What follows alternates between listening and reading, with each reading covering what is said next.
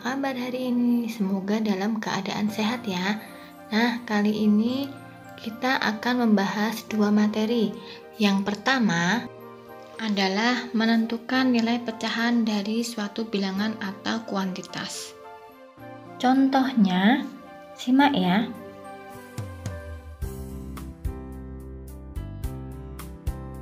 Baik, setelah membaca soal tadi, maka kita selesaikan ya. Ingat, karena ini adalah soal cerita, maka kita harus memakai diketahui, ditanyakan, dan jawab. Diketahuinya adalah memiliki 8 apel. Terus 1/4 bagiannya diberikan. Yang ditanyakan adalah berapa apel yang diberikan. Nah, ini adalah nilai pecahan dari suatu kuantitas. Pecahannya adalah 1/4. Nilai kuantitasnya atau bilangan atau kuantitasnya itu adalah 8. Maka penyelesaiannya adalah 1/4 dikali dengan 8. Seperti ini. Dulu waktu kelas 4 dan kelas 5 sudah pernah ya. Maka boleh kita coret-coret atau 1 dikali 8 sama dengan 8 per 4-nya tetap 4. Jadi 8 dibagi 4 sama dengan 2. Atau boleh juga dicoret-coret. Dicoret-coret begini, 1/4 dikali dengan 8 sama dengan 4 dicoret dengan 8. 4 dibagi 4 dapat 1, 8 dibagi 4 dapat 2. Maka 1 dikali 2 sama dengan 2. Hasilnya akan sama. Selamat mencoba. Kerjakan latihan 6 halaman 51 ya. Materi yang kedua adalah operasi hitung penjumlahan dan pengurangan pecahan. Baik, untuk materi berikutnya yaitu operasi hitung penjumlahan dan pengurangan pecahan. Untuk mengerjakan soal operasi hitung campuran penjumlahan dan pengurangan pecahan, kalian dapat mengerjakannya seperti pada bilangan cacah. Ayo ingatlah, operasi hitung penjumlahan dan pengurangan memiliki kedudukan yang sama, ya kan? Oleh karena itu, pengerjaannya dilakukan urut dari sebelah kiri, kecuali apabila dalam operasi tersebut ada dalam kurung. Jadi yang dalam kurung itu dikerjakan terlebih dahulu. Nah, di situ contohnya ada 1/4/5 dikurangi 0,25 ditambah dengan 3/4. Nah, anak-anak, Bu Ririn beri saran apabila mengerjakan soal seperti ini, karena di sini ada pecahan campuran, desimal, dan pecahan biasa, maka apabila penjumlahan dan pengurangan itu lebih enak kalau pecahan-pecahan tersebut kalian buat ke persen atau desimal. Itu untuk penjumlahan dan pengurangan.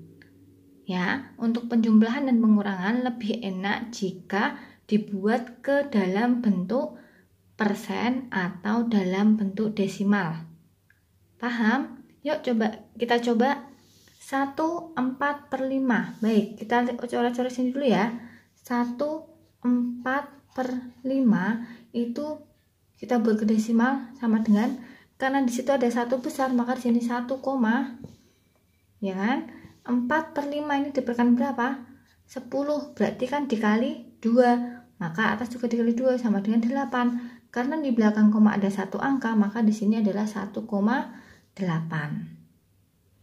0,25 itu sudah berbentuk desimal ya, maka kita ubah ke 3/4.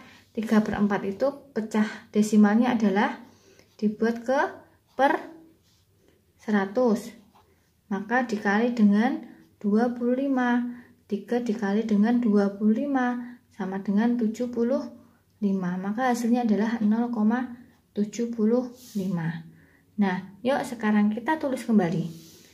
1/4/5 itu 1,8 dikurangi dengan 0,25 ditambah dengan 0,75. Ya kan? Maka kita coret-coret. 1,8 diambil 0,25. Ingat, kalau pengurangan dan penjumlahan maka komanya ini harus urut.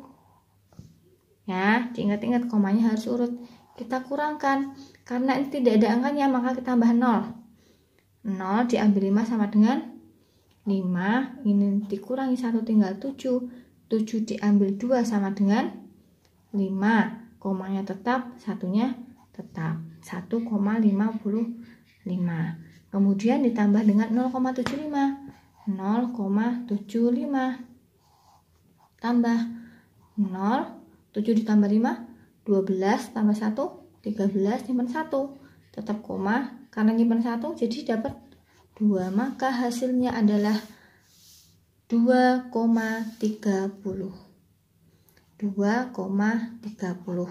Ini kalau tidak disuruh untuk dijadikan apa.